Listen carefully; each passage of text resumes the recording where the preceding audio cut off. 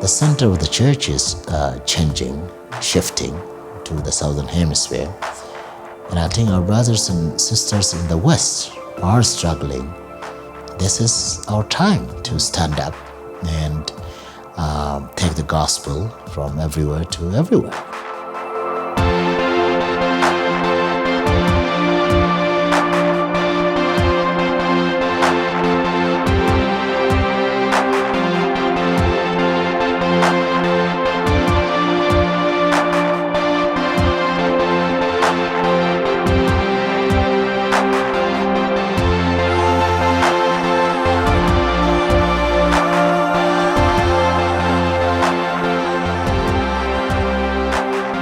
In 1910, the World Missionary Conference was held here in Edinburgh. It was held in the Assembly Hall of the United Free Church in the shadow of the Edinburgh Castle. It was a remarkable event. In fact, Mark Noll calls it the high tide of the Western missionary movement. The conference had 1,200 people, and it's very telling, the people that were at the conference. 80% of them actually came from Britain and North America, only 170 from Europe, and 18 from the rest of the world. Very few could have understood what the next 100 years would be like and the remarkable changes the world would see. As they gathered here in Edinburgh, there was a great sense of optimism of the future. And yet, in the next 100 years, we would see 2 world wars and numerous other conflicts. There was the sexual and social revolution of the 1960s. There were theological changes through that whole period of time. Added to that, you had the church moving from the global north to the south and moving from the west to the east. Mission was now going to become from everywhere to everywhere. And in the next 100 years, more Christians would lose their lives than any time before. It was a remarkable period that no one could have predicted.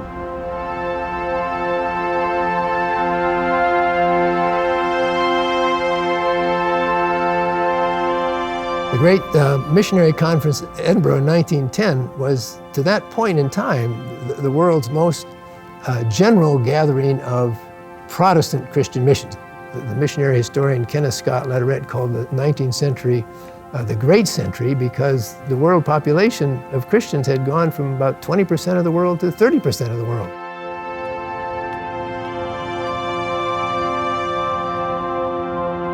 The 1910 conference was a desire to think hard and seriously and scientifically, as they put it, about the whole business of bringing the gospel of Jesus to the world. What were the issues? What were the challenges?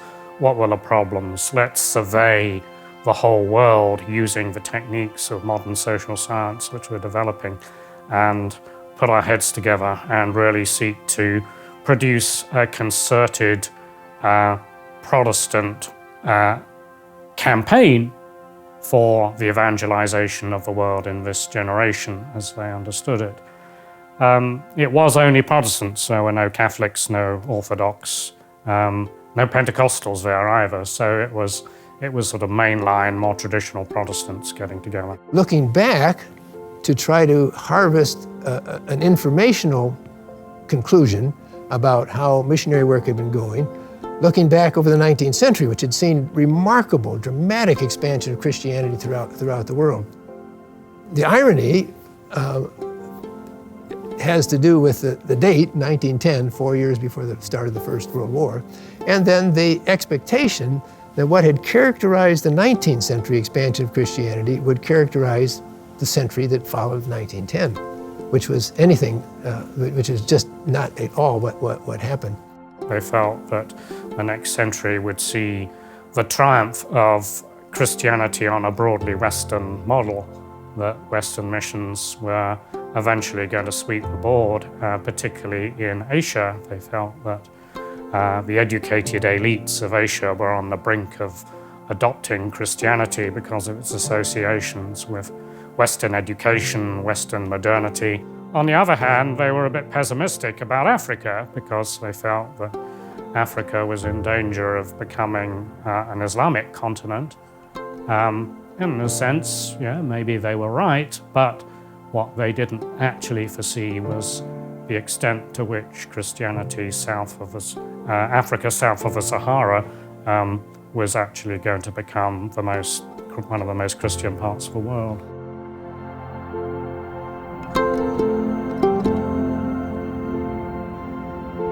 If we would take one of the people from that gathering and drop them into the Christian world of today, what would surprise them most, do you think? Well, they were all white people. So they gathered together. Very few people from the rest of the world, most of the world were there. So it was basically an evangelization project from the West to the rest.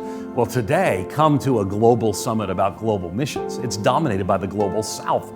And thank God for it, because we can learn from our sisters and brothers in Africa and South America and Asia and more. But that didn't happen then. So if you look at a chart from 1910 to 2010, the percentage of Christians in the world, it used to be they were all in the West and the North. Now they're in the South and diversified, really. But global Christianity is headquartered, actually probably somewhere in the west of Africa.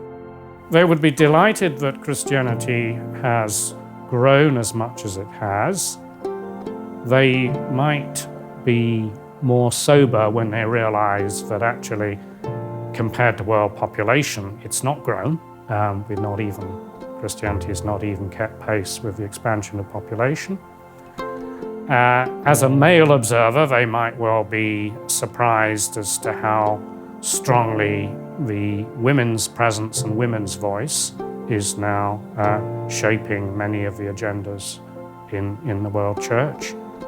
And I think they would be quite taken aback by how influential broadly Pentecostal strands of Christianity are, which in 1910 were very small, not yet really figuring on their radar and not being taken seriously.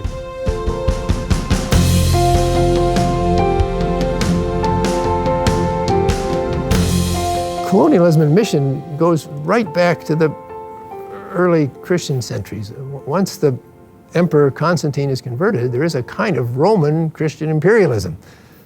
Charlemagne was probably the greatest Christian imperialist of his day. The spring would come around and Charlemagne's armies would go into the field and come to a city and said, "You need to accept my rule and Christianity will kill you." It was a very effective missionary strategy. Not probably true to the character of Christianity, but a really effective strategy. And then, of course, with the expansion of Europe in the 19th and 20th century, we have modern colonialism, and Europe, North America, are the bearers of Christian faith. How do you differentiate colonialism and mission? Well, colonialism was the great scourge of missions. You go back 100 years ago, we lived in a colonial world. Africa was divided up by colonial powers. Much of the else of the world was as well. But the idea is that you would own this area. You could also exploit its natural resources. You would make it a better place, hopefully in some ways, though that generally didn't happen. Self-rule is so key to a people's attainment of who they are and what they want to do. So what happened is that at the same time the colonial era was, the great century of missions was.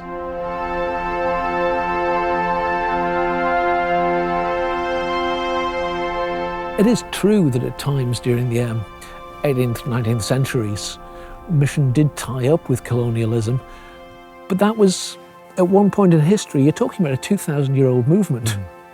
And to take one bit of mission from one part of the world and to typify the whole of mission in that way just doesn't work. Even if you look at modern mission, William Carey is often seen as the father of modern missions. He worked in Serampore in India, which was a Danish settlement, because the British East India Company wouldn't have him. The colonial authorities didn't want this missionary around. And that's a sort of illustration that there was always tensions between the two. Yeah, there were times when missionaries worked too closely to the colonial authorities. You can't deny that. But you can't typify a 2,000-year-old movement just on that one thing.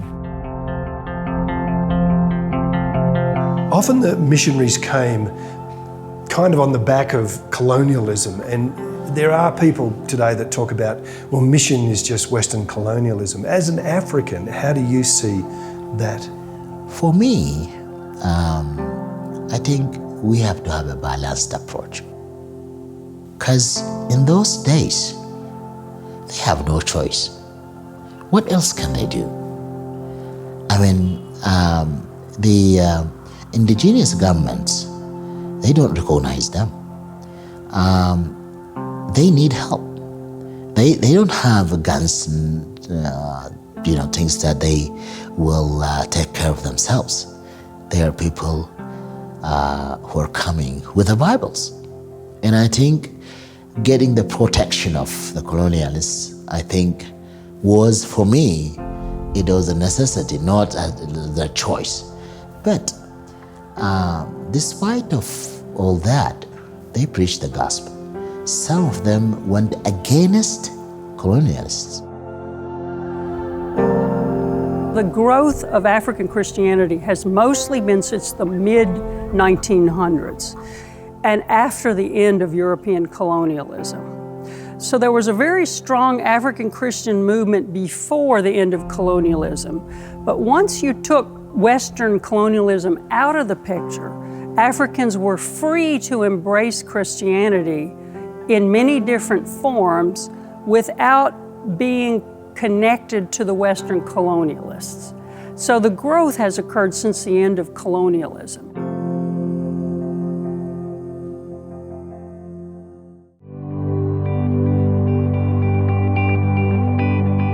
We're in Battery Park. It's the lower end of Manhattan. Just over here is where the Staten Island ferry leaves from. This statue is called The Immigrants. It was created by Louis Sangrino in 1973. In the middle 1980s, it was moved here to be next to Castle Clinton.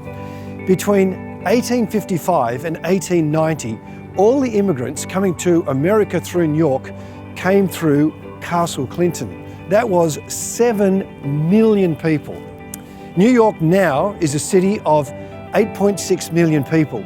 It is the most linguistically diverse city in the world. Over 800 different languages are spoken in this city. And yet, New York just represents all the large metropolitan cities of the world.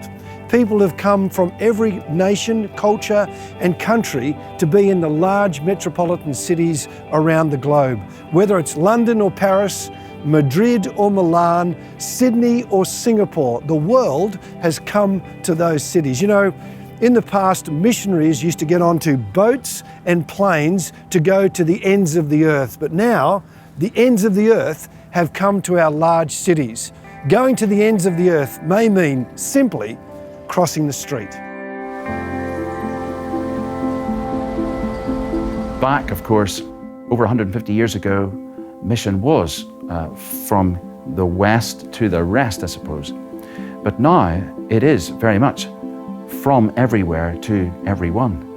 And you can just cross the street here today, Carl, and you will meet people from all of the nations. And we are receiving missionaries to the UK. We have people coming and ministering here in the UK, and they're being sent from churches in lands which used to be the receiving contexts of missionaries. A lot of people were talking about the center of gravity in Christianity has moved to the south. And then the churches in the west is shrinking, and then there is explosive growth of Christianity, of global Christianity in the south. And then we also saw that traditionally the West is the place or the source where missionaries were sent from. And now you are seeing that different places, different parts of the world, they are sending missionaries to the West. What is happening is there's a spiritual vacuum which is being filled not by Christianity per se, but by other expressions of spirituality, New Ageism, interest in Eastern religions, and so forth.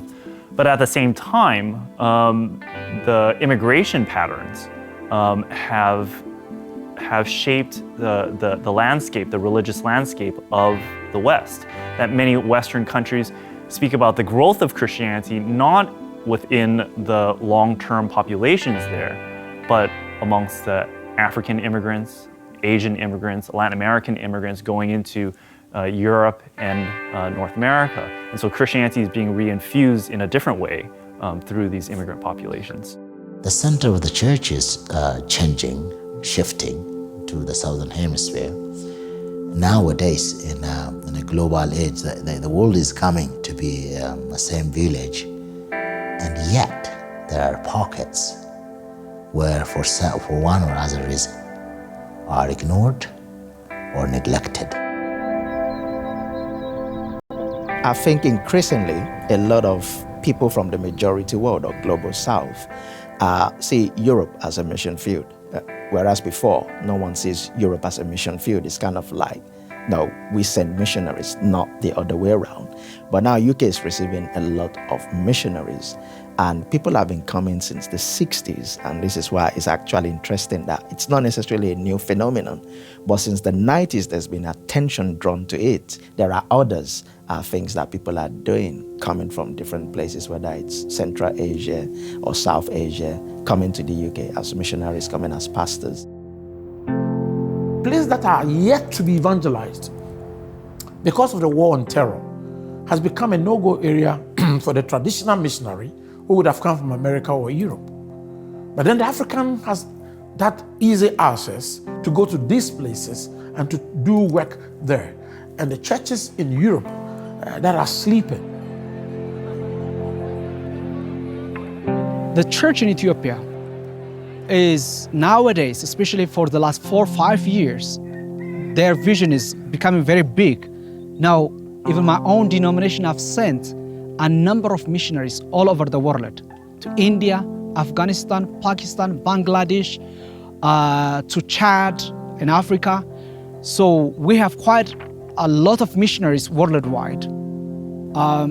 The churches are highly revived in terms of sending out.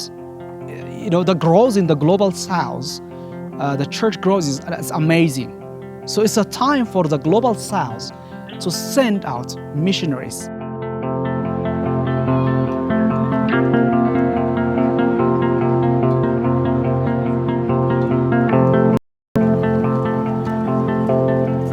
Do you feel that sense that this is Africa's time, this is Ethiopia's time? Is that It is. Now, for example, one of the things people ask me, how do people support missionaries? I mean, now we have a thing where every month people, besides their tithes and gifts, committed 100 birr that goes directly to the missionaries. So I think it is possible to support. I mean, we shouldn't expect the church to be wealthy and have many things, but it is where your heart is. That 100 birr would still be quite a sacrifice, because exactly Ethiopians don't exactly make a lot of money, do they? No. It is a sacrifice.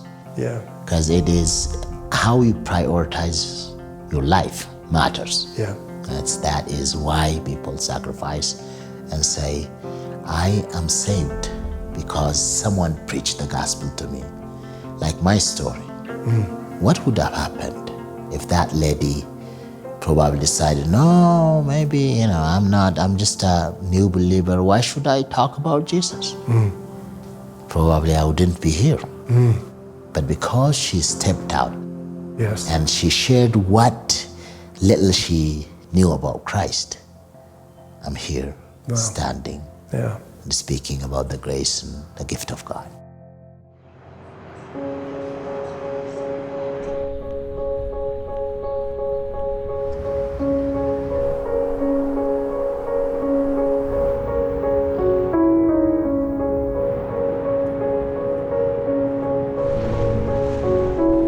It says in Revelation 7, the last book of the New Testament, that there'll be men and women from every tongue, tribe, and nation.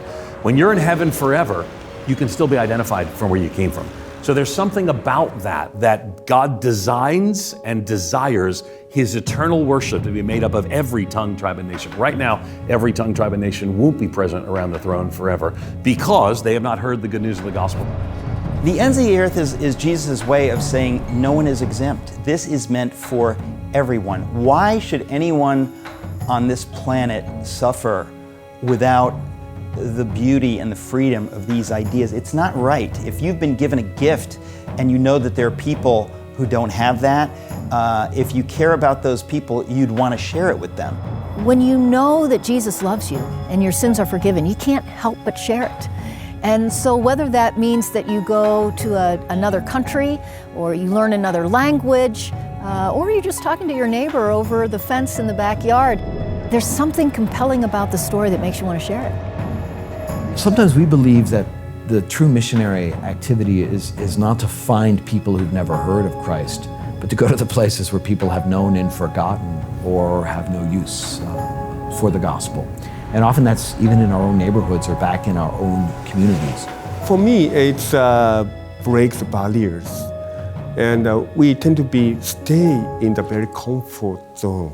There's a lot of problems, a lot of hurting people outside church and outside our comfort zone.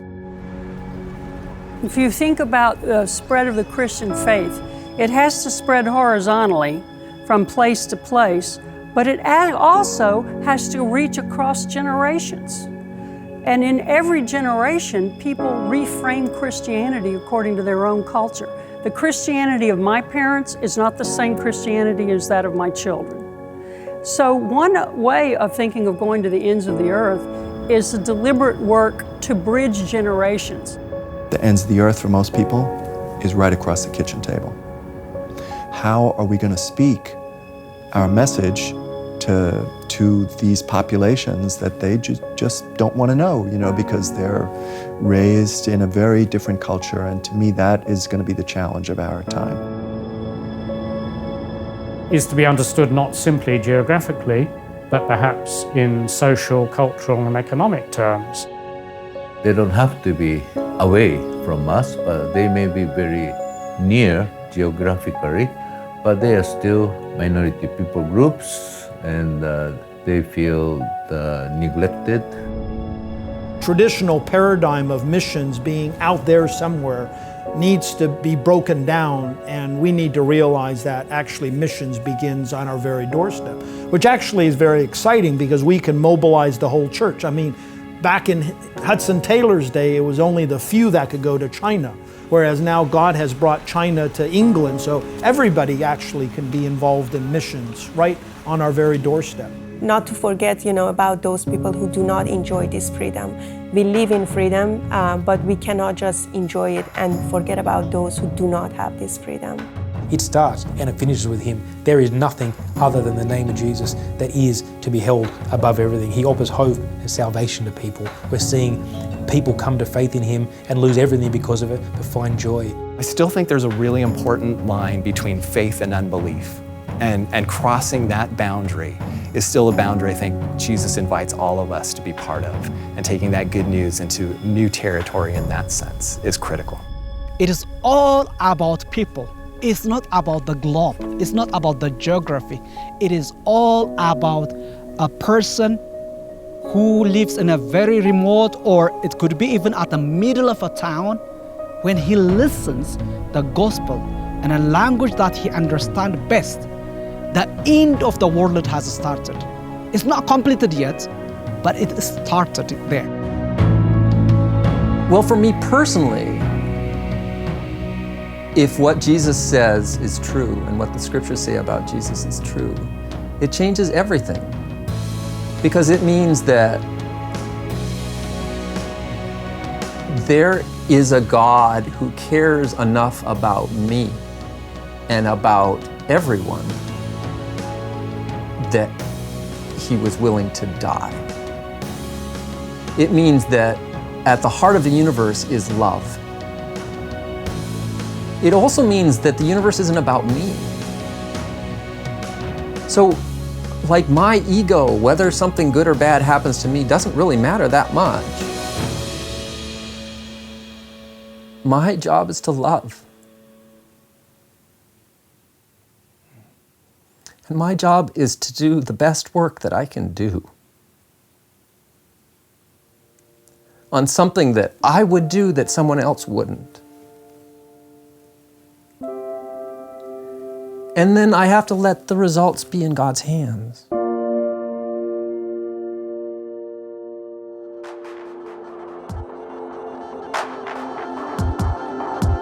pull me